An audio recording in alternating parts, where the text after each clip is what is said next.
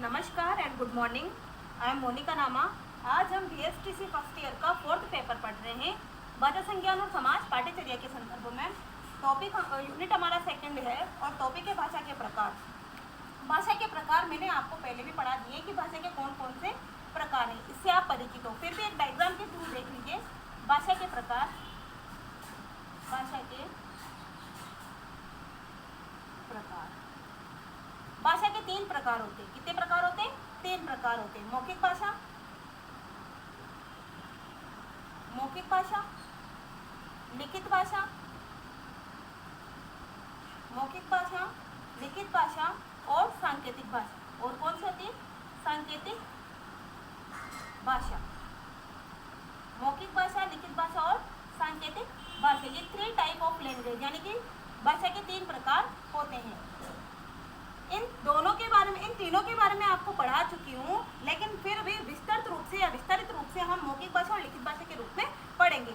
मौखिक भाषा की डेफिनेशन आपको अच्छे से पता है कि भाषा का वह रूप जिसमें एक व्यक्ति बोलकर अपने मन के विचारों को प्रकट करता है तथा दूसरा व्यक्ति सुनकर या समझकर उसके विचारों का अर्थ ग्रहण करता है, उसे हम क्या कहते हैं? उसे हम मौखिक भाषा कहते हैं। ये डेफिनेशन मैंने आपको पहले भी लिखा चुकी हूँ, लेकिन फिर देख लीजिए इसको। मौखिक भाषा की परिभाषा।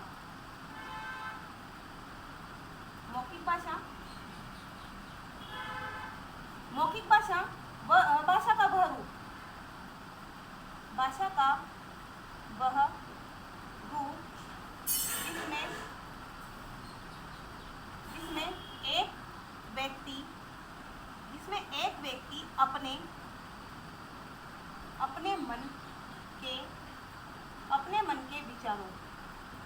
मन के विचारों को बोलकर प्रकट करता है। अपने मन के विचारों को कैसे? मौखिक भाषा है तो बोलकर प्रकट करता है। तथा दूसरा व्यक्ति उसके विचारों को सुनकर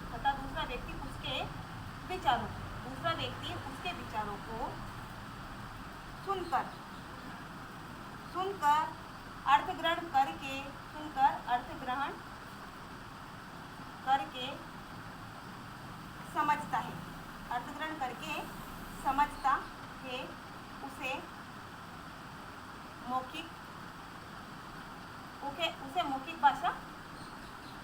उसे मौखिक भाषा कहते हैं। ठीक है। मौखिक भाषा की डेफिनेशन तो मैंने आपको ये बता दी है कि मौखिक भाषा की भाषा का वह रूप जिसमें एक व्यक्ति अपने मन के विचारों को बोलकर प्रकट करता है तथा दूसरा व्यक्ति उसके विचारों को सुनकर या अर्थ ग्रहण करके समझता है, उसे हम मौखिक भाषा कहते हैं। अब मौखिक भाषा कौन कौन सी होती है? जैसे कि मान लीजिए टेलीविजन है, मतलब टीवी है, टीवी में कोई नाटक चल रहा है, कोई सीरियल चल रहा है, आप उस सीरियल को देख रहे हो, तो उस सीरियल को देखने के बाद, मतलब उस सीरियल को देखते समय आप सामने वाले व्यक्ति के, यानी कि जो बोल रहा है, उस बोलने वाले व्यक्ति के अर्थ को सुनते हो, समझते हो और फिर अपनी प्रतिक्रिया व्यक्त करते हो। ठीक है। वैसे ही आप रेडियो है तो रेडियो पर आप किसी गाने को सुनते हो और सुनकर उसका अर्थ समझते हो। साथ ही समाचार सुनते हो तो उसका अर्थ मतलब सुनकर उसका अर्थ को ग्रहण करते हो। यानी कि एक व्यक्ति तो बोलता है और बोलकर अपने विचार प्रकट करता है, और दूसरा सामने वाला व्यक्ति, यानी जो दूसरा व्यक्ति है जो उसको सुन रहा है, वो अर्थ ग्रहण करके सुनकर अपने उसके विचारों को समझता है। तो इसमें एग्जाम्पल क्या हो जाएगा? टेलीविजन हो जाएगा, नाटक हो जाएगा, रेडियो हो जाएगा और भाषण हो जाएंगे। ये क्या हो जाएंगे आपके? ये उदाहरण हो जाएंगे। जैसे नाटक, भाषण, और क्या हो जाएगा? नाटक, भाषण और टेलीविजन, यानी कि टीवी। और जैसे कि आप मोबाइल फोन पे भी आप बात को सुनते हो और अर्थ को ग्रहण करते हो, उसके बाद उसका जवाब देते हो। तो कहने का मतलब है कि आपकी मौखिक भाषा है। इसी प्रकार से आपकी लिखित भाषा है। तो मौखिक भाषा का पहले मौखिक भाषा के बारे में पढ़ लेते हैं। मौखिक भाषा के बारे में पूरा पढ़ लेते हैं, उसके बाद ही हम आगे बढ़ेंगे। ठीक है। मौखिक भाषा की विशेषताएं। मौखिक भाषा की विशेषताएं देखिएगा।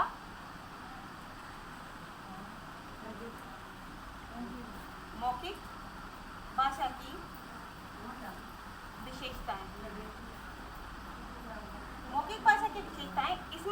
देखिएगा कि मौखिक भाषा की विशेषताएं कौन कौन सी होती है, यानी क्या विशेषताएं होती है जिसके कारण वो मौखिक भाषा कहलाती है। तो पहला इसमें कि यह भाषा का अस्थायी रूप होता है। क्या होता है ये भाषा का? यह भाषा का अस्थायी रूप होता है। कैसा होता है ये भाषा का अस्थायी रूप होता है? कैसे होता है अस्थायी रूप?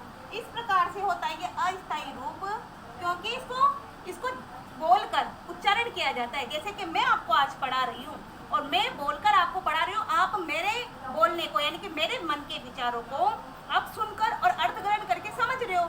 तो ये भाषा का अस्थायी रूप है, यानी कि आपने सुना समझा बस, ये अस्थायी रूप है। लिखित रूप वो होता है जिसमें आपने स्थायी रूप से लिखकर कोई रिकॉर्ड किया है। जैसे कि मैंने आपको यहाँ पढ़ाया, मैं आपको पढ़ा रही हूँ, यानी कि अस्थायी रूप से मैं आपको पढ़ा रही हूँ, आप सुन रहे हो और अर्थ ग्रहण कर रहे हो। लेकिन अगर साथ में आप नोट्स पेन डाउन कर रहे हो या नोट्स हैंड राइट कर रहे हो, आप साथ में लिखते जा रहे हो, तो वो स्थायी रूप होता है। ठीक है, तो यह भाषा का क्या होता है? यह भाषा का अस्थायी रूप होता है, यानी कि इसमें भाषा का अस्थायी रूप होता है, यानी कि यह स्थायी रूप से रिकॉर्ड के टाइप रखा नहीं जाता। इसको बोलकर हैंड टू हैंड खत्म कर दिया जाता है, बात खत्म हो जाती है।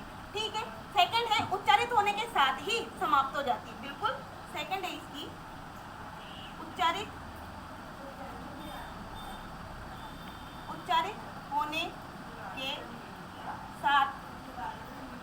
होने के साथ ही समाप्त हो जाती है। उच्चारित होने के साथ ही क्या हो जाती है? समाप्त हो जाती है। बिल्कुल, ये भी बिल्कुल सही है कि ये जो भाषा है, जो मौखिक भाषा है, वो उच्चारित होने के साथ ही समाप्त हो जाती है। यानी कि जैसा मैं बोल रही हूँ और मैंने बोलकर मेरी बात को खत्म कर दिया, यानी समाप्त हो गई। तो कहने का मतलब अस्थायी रूप होता है और उच्चारित होने के साथ ही ये कैसी हो जाती है? ये समाप्त हो जाती है। तीसरा ये है कि आमने सामने, यानी कि मौखिक भाषा का प्रयोग वक्ता और श्रोता आमने सामने होने पर ही इसका प्रयोग कर सकता है। कैसे कर सकता है? यानी कि मौखिक भाषा का प्रयोग वक्ता और श्रोता आमने सामने होने पर ही इसका प्रयोग कर सकता है। देखिएगा इसमें मौखिक भाषा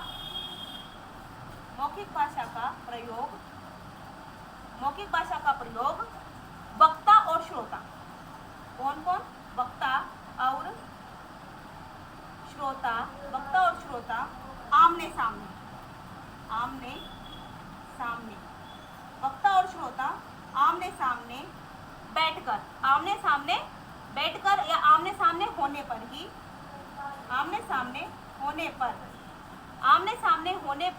इसका प्रयोग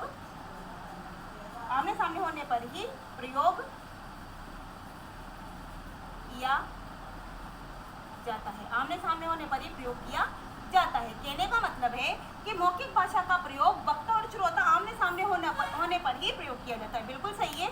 जैसे कि मान लीजिए कि मोबाइल फोन से वार्तालाप हो रही है, बातचीत हो रही है। अब वो लोग आमने सामने नहीं है, लेकिन एक दूसरे की कनेक्टिविटी बनी हुई है, एक दूसरे से कांटेक्ट में बने हुए हैं। कहने का मतलब है कि एक व्यक्ति दूसरे व्यक्ति से नेटवर्क से जुड़ा हुआ है और नेटवर्क से जुड़ा होने के कारण ये मौखिक भाषा का वार्तालाप, मौखिक भाषा उनमें मतलब श्रोता और वक्ता आमने सामने बैठकर बात कर रहे हैं। भले ही वो अस्थायी रूप से आमने सामने हैं, लेकिन फिर भी तकनीकी रूप से वो आमने सामने बैठकर बात कर रहे हैं। भले मैं यहाँ बैठी हूँ और आप वहाँ मेरी वीडियो को देख रहे हो, तो हम भी आमने सामने बैठकर ही एक दूसरे से मौखिक वार्तालाप कर रहे हैं। ठीक है, नेक्स्ट है यह भाषा का मूल या प्रधान रूप है। यह भाषा का कौन सा रूप है? यह भाषा का मूल या प्रधान रूप है। नेक्स्ट देखिएगा इसमें फोर्थ पॉइंट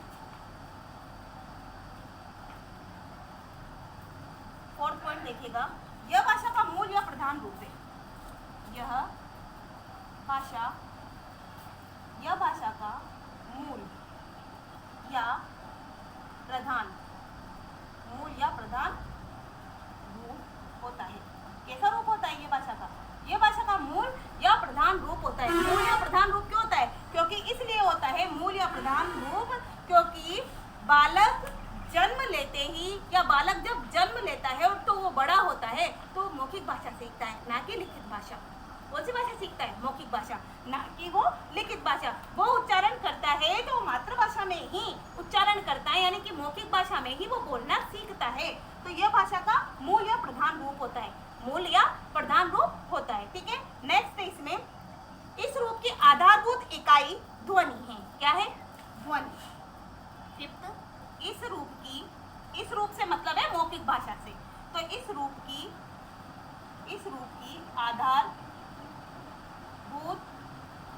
की आधारभूत इकाई ध्वनि है। क्या है? ध्वनि है। इस रूप की आधारभूत इकाई ध्वनि है।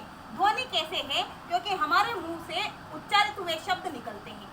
उच्चारित हुई ध्वनि या ध्वनि शब्दों के रूप में, वाक्यों के रूप में निकलती है। तो इस रूप की आधारभूत इकाई ध्वनि, यानी कि मौखिक भाषा की जो आधारभूत इकाई है वो क्या है? ध्वनि। अगर आपसे क्वेश्चन पूछा जाए कि मौखिक भाषा की आधारभूत इकाई क्या है, तो आप क्या आंसर दोगे? ध्वनि। क्या आंसर दोगे? ध्वनि।